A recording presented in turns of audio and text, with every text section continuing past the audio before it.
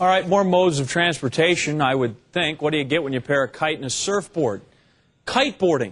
Yeah, if only Ben Franklin had been less interested in electricity and more interested in recreational and leisure activities. Our adventure travel contributor, Jimmy Buff, took to the open water to try his hand at kiteboarding, and it's not quite as easy as it sounds. You know, grab, kite, hold on, but it appears to be a lot of fun.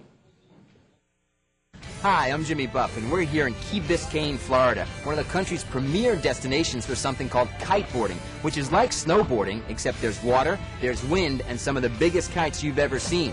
Behind me, the folks from Miami Kiteboarding are putting together some of those kites, and they're going to take me out on the water and show me how it's done.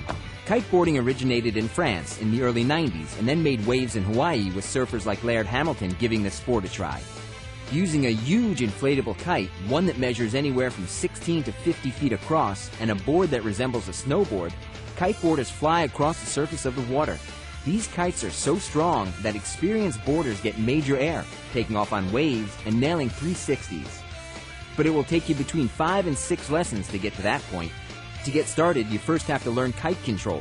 The last thing you want to do is be swept away, or worse, get dragged across a crowded beach or into the path of a speedboat or a jet ski. You're attached to a kiteboarding kite using a waist harness, and your feet are buckled onto the board. You'll have a bar about 2 feet long to hold onto to control your kite, which will be about 90 feet above you. Body dragging is the next step. After that, it's into the board and onto the water. Now, it should go without saying that wind in your sails, or kite, is the key to the whole thing. A day that seems perfect to the rest of the beach, such as great sun and no wind, can be a washout for kiteboarding. The more wind, the better. On day 2 of our adventure, that's exactly what happened. Though with a lot of help from our guide, Christoph, I was able to experience a little bit of what skimming across the perfect blue waters of Biscayne Bay is like.